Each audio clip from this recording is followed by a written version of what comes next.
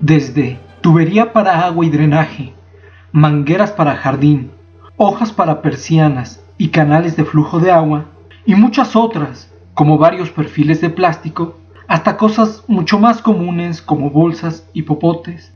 Estas piezas son de plástico. ¿Y cómo es que el plástico logra hacer todo esto? La respuesta se encuentra dentro de las millones de partículas de plástico llamadas pellets, las cuales pueden ser de diferente tipo de plástico, dependiendo de lo que se necesite.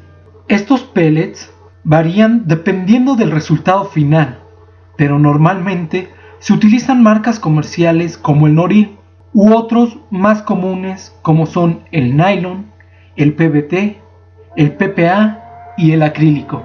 Estos pellets llenan la tolva continuamente y esta debe de tener los ángulos de bajada del material adecuado, ya que si no, se pueden generar estancamientos en el material y esto causaría un paro y retraso en la producción. Este proceso ya está automatizado, justo para evitar el estancamiento. Esta los vierte en una cámara que los calienta a su punto de derretimiento. Dependiendo del plástico utilizado, puede cambiar. A esta cámara se le conoce como barril. Esta aloja al lucillo y constituye el cuerpo principal de una extrusora.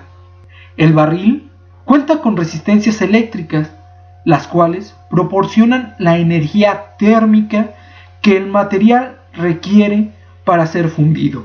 El sistema de calentamiento es controlado desde un tablero, donde las temperaturas del proceso se establecen en función del tipo de material y del producto deseado.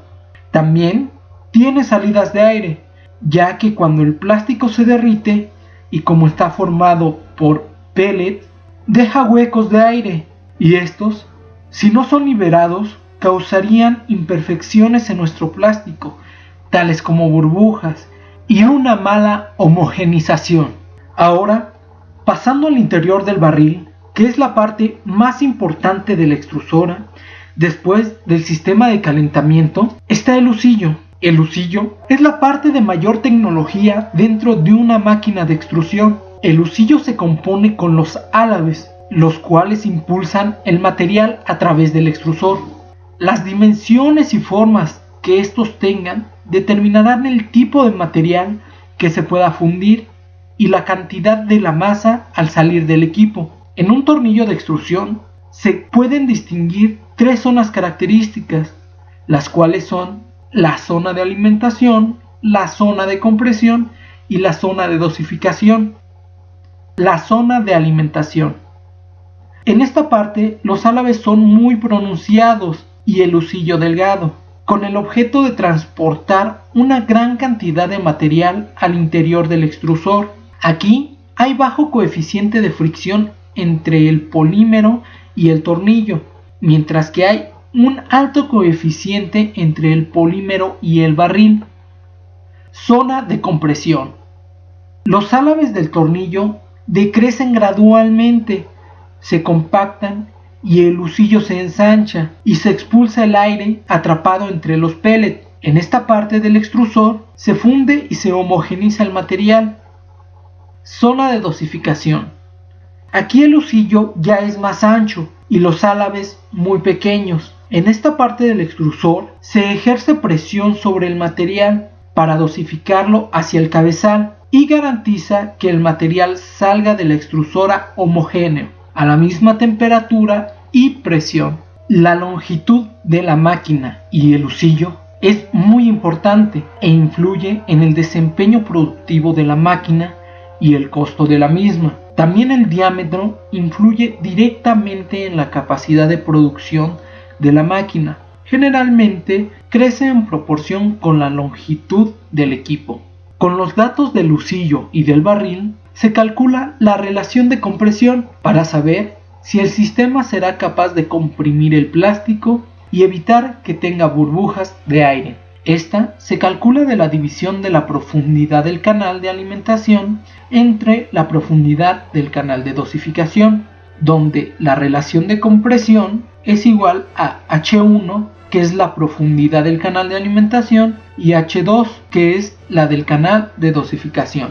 Como consecuencia de la importancia que tienen la longitud y el diámetro del equipo, y con base a la estrecha relación que guardan entre sí, la selección del tornillo se toma en cuenta de la relación LD, longitud-diámetro.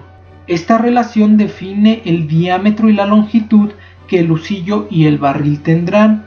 Para seleccionar el tamaño del husillo se deben tomar en cuenta algunas consideraciones que se mencionan en el Blow Molding Handbook, las cuales son esta misma relación longitud-diámetro y la relación de compresión, ya que una va de la mano con la otra.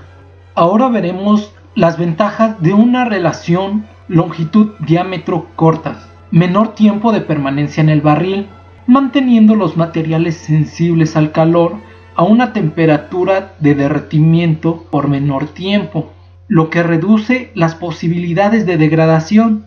Ocupa menos espacio, requiere menos torque por la resistencia del husillo y la cantidad de HPs no es tan importante. Menor costo de inversión inicial y para el reemplazo de las partes. Ventajas de una relación longitud-diámetro larga: permite realizar un diseño del husillo para una mejor salida o recuperación, siempre y cuando se aplique el torque suficiente. Flujo más uniforme y un mejor mezclado. Bombear a elevadas presiones y mayor cantidad de temperatura conducida por el barril. La relación longitud-diámetro normalmente son de un largo de 16 a 32 veces el diámetro del tornillo. Estas relaciones ya están normalizadas y dependen mucho del plástico a utilizar, la relación que se ocupe. ¿Pero qué mueve el husillo? Así es el motor. El motor de la extrusora es el componente del equipo responsable de suministrar la energía necesaria para producir la alimentación del plástico, parte de su derretimiento, su transporte y el bombeo a través del cabezal y la boquilla. Los motores incorporados en las líneas de extrusión son eléctricos y operan con voltajes de 220 y 440 volts. Las extrusoras modernas emplean motores de corriente continua, ya que permiten un amplio rango de velocidades de giro, bajo nivel de ruido y un preciso control de la velocidad. El cabezal es el último componente de la línea. Es el responsable de conformar o proporcionar la forma del plástico. De forma detallada, los principales componentes de un cabezal para la extrusión son plato rompedor y filtros.